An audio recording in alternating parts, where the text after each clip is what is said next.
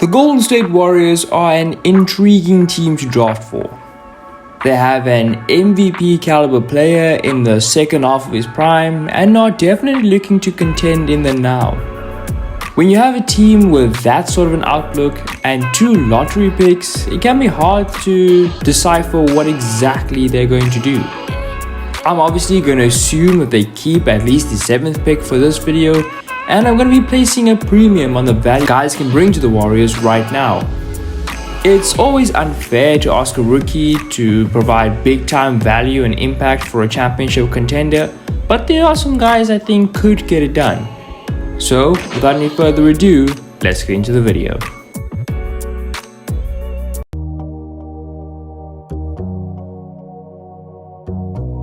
The first guy I'm going to suggest is Scottie Barnes.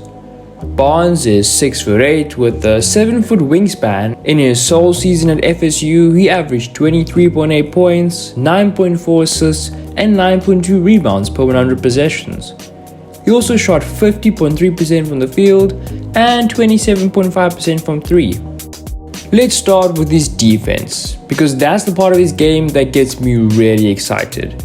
His size and length mean that he's able to be a super switchable and versatile defender and can switch positions 1 through 4 and even handle some 5s. He can keep up with the smaller guys but can use his big body and strength to prevent being bullied by the bigger boys. This is an extremely valuable attribute for a potential NBA player to have, as he will likely be asked to switch a lot at the next level. He's an elite on-ball and isolation defender, and there were very few instances where he seemed overwhelmed defensively. He looks like one of those guys who just relishes playing defense and loves clamping up the opposition's best player. He also has very active hands and, as I mentioned before, a long wingspan. He uses these physical tools to get into passing lanes, poke balls away, and contest shots at the rim. He's almost Ben Simmons-esque in this regard. He also forces ball handlers to settle for jump shots and can again use his length to contest them without fouling. And when he closes out, he's good at getting to the shooter quickly while remaining on the ground and maintaining his balance. Moving over to the offensive end, let's start with his passing. He's a really fun and creative passer. He's a really good open floor passer and made some unbelievable reads last season. He uses his downhill pressure to attract defenders and has the ability and awareness to make passes to the corner, something that will be very valuable for this Golden State Warriors team. He can also adjust his passes while in the air and always has his head up looking for open shooters, and he loves to throw lobs. However, he can sometimes be a bit too aggressive with his passes, which can lead to turnovers. He does handle the ball well, especially for someone his size, and is happy to go either to the left or the right. On the scoring front though, things start to get a little more hairy. Let's start with the positives though. He's a great athlete and is really good at attacking the basket in transition. This has led to some ferocious dunks. He can also finish through contact at times, using his length to get shots off over guys. He possesses a good first step and is nearly unstoppable when driving downhill. I also have to mention that he's a pretty good offensive rebounder with an offensive rebound percentage of 7.4%. Here come the negatives though. He's just not an aggressive scorer. His shot is inconsistent and the lower half of his body looks very rigid while shooting. It's not broken by any means, but it will need some work. He's not the best shooter off the catch, and his shooting off the dribble isn't much better either. He was even an awful shooter from the corners. This could end up being a huge problem if the Warriors do draft him. Having Draymond and a center out there at the same time could be suicide offensively. And even if it's just him and Draymond, it could cause some problems. A position he will likely occupy quite a lot when he's not handling the ball with his Warriors team. This isn't a catastrophe, as we've seen many guys get better shooting from distance when NBA coaches get a hold of them, but in the meantime, what it means is that defenders will always go under screens, and that limits his options should the Warriors play him in the pick and roll more. He doesn't have any form of a reliable runner or floater in the bag as well, so scoring outside transition can come a little harder for him. Sometimes he'll leave up awkward one-handed floaters that lack touch, and he rarely ever takes advantage of mismatches on offense. He also lacks polish as a finisher, and while he is a good offensive rebounder, he isn't as active on the defensive end. And if he were, this would help him unlock his grab and go potential so much more. If the Warriors do make this pick, it'll be because he's the best player available and they believe in his upside, not necessarily because of his fit.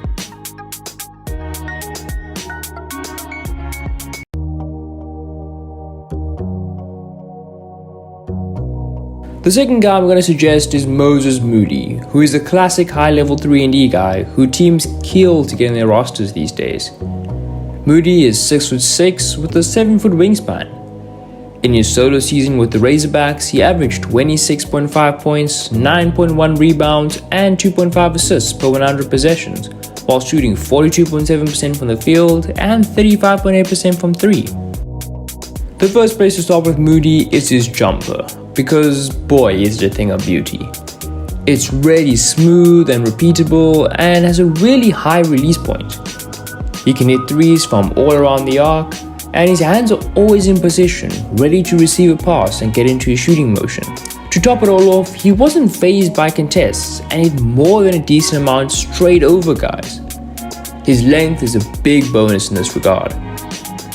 By the way, he's got some range on his threes as well. He uses his jab step to really throw defenders off, and is a good pull-up shooter as well.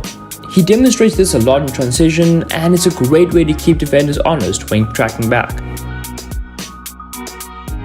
He's an extremely effective off-ball player, and his ability as a shooter means he draws a lot of the defense's attention.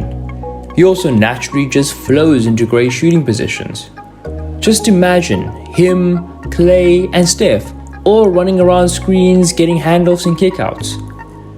He's also a high-level shot creator and made more than a few tough shots. He's not a great finisher at the rim though, and is clearly not a fan of contact. He showed potential as a playmaker of drives and penetration, and showed good potential as an on-ball point-of-attack defender as well.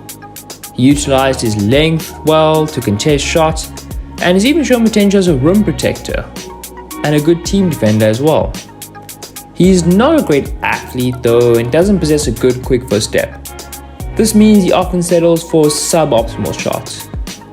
I love this fit for this Warriors team, and if Barnes isn't on the board, which is likely, I think the Warriors should absolutely take Moody.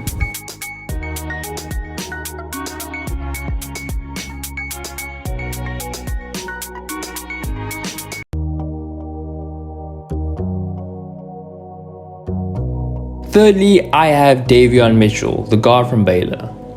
I'm a little low on him than most guys, but I think he could fit really well with this Warriors team. He's 6 foot flat with a 7'3" wingspan. In his final season in college ball, he averaged 24.4 points, 4.6 rebounds, and 9.6 assists per 100 possessions, with a 51% field goal percentage and a 44.7% three-point percentage. Mitchell is a top-tier on-ball defender. He showed great lateral quickness on the perimeter, and he really just gets in the face of ball handlers and makes them uncomfortable. He's stout physically despite being a smaller guard, and has really active hands and managed to grab cookies out of the cookie jar on a consistent basis. He closes out well and does so in a controlled manner. He's also developed into a decent playmaker, having nearly doubled his assist count from his redshirt freshman season. The first step is also there, and he uses his change of pace well to really freeze defenders and get past them. He can be lethal when he has a straight line to the rim, and when he gets there he can finish with both hands and through contact as well. He's really strong and physical, and is tenacious and plays with a big heart. I love that he's shown to be a big game competitor, so the Warriors won't have to worry as much about the lights being too bright for him. The jumper is not certified though, but it has improved every year in college, so I think it could be solid. He's better off the catch though, and does a good job of relocating to get open off the ball. Let's get to the weaknesses. He didn't get to the line a ton. That is a bit of a concern for his scoring ceiling, although that may not be a big issue for the Warriors right now. He's not a great pick and ball handler too, but again, the Warriors won't be too worried about that. He can miss reads and sometimes get too ambitious with his passes. His lack of height and wingspan means he's limited in terms of his defensive versatility, and that may affect his offensive game as well. He's not really good at reacting to contests and adjusting in the air. He doesn't drive to his right, and as soon as NBA defenses pick this up, it could be difficult for him. His dribble could be a little tighter as well. And finally, his free throw percentage is pretty low. And while I don't think that's a defining indicator of a good or bad shooter, as some people will have you believe, I think that combined with his poor 3-point shooting number from previous years could be a cause for concern.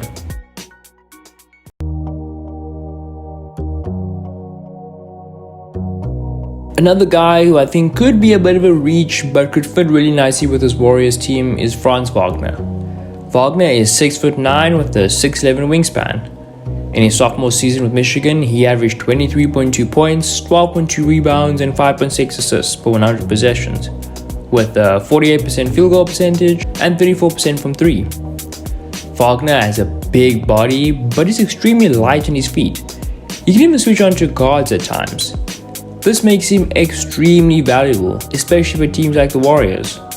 He has good defensive awareness and instincts, and can combine his quick feet and active hands with great length to be a pest on the perimeter. Off the ball, he's good at recognizing and blocking passing lanes. He also closes out well and is a smart help defender, and even showed some potential as a rim protector. He's accustomed to playing in a drop coverage system, which again could be valuable to the Warriors if they drafted him. He does a good job of chasing around screens to stay with shooters too. On the ball, he can handle the ball well for his size. He shows good energy, plays hard, and does all the little things. He's also a great passer, and made some nice pocket passes and finds rollers well in the pick and roll. The jump shot looks alright, and there's a decent chance it'll translate. These shots will need to be very open though, and he's more likely to take threes off the dribble than off the catch. He's very right-hand dominated at the rim and just does not attack the rim with his left hand. The biggest concern with him for me though is his high-level shot creation ability and scoring upside. For the moment, that might not be an issue for the Warriors, but it is something you generally look for in a top 10 pick.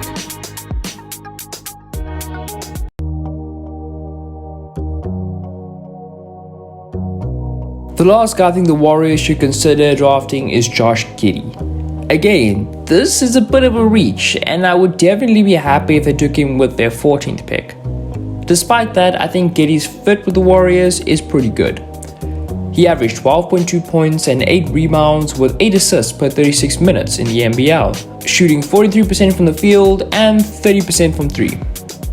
He's a really creative passer both in the half court and in transition, and possesses the ability to make these passes with both hands. He has incredible timing on his passes and has an instinct for finding guys at the right time. He reads defenses to an exceptional degree and always has his head up looking for passes. He's able to find cutters on a consistent basis and does a good job of controlling the pace and tempo of the game. He gets the basket easy enough and does well to find big men for dump-offs.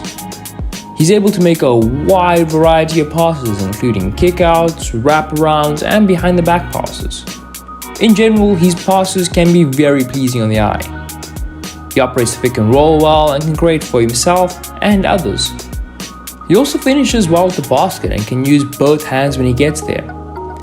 He's not the most athletic guy, but when he does find holes in the defense, he penetrates well, and his length comes in handy here, as he's able to use his long strides to get past defenders and his long levers to finish past them. He even has a little explosion when he gets ahead of steam to the basket. He has a little floater game and mid-range game in the bag as well, and is a smart off-ball cutter. The shot though is pretty slow and stiff, although he did make enough to keep defenses honest. The shot got better as the season progressed. He was a threat of the catch and shoot, and even started making shots off the dribble later in the season. The Warriors also value high IQ guys, and Giddey definitely fits that profile, and that's why I think he could fit like a glove with this Warriors roster. Well, those are the guys that I think the Warriors should pick. If you disagree with me, please be sure to comment down below. If you want me to do your team, please comment that down below as well. And yeah, until next time, this has been your boy, Zachary McAllister. Have a good day.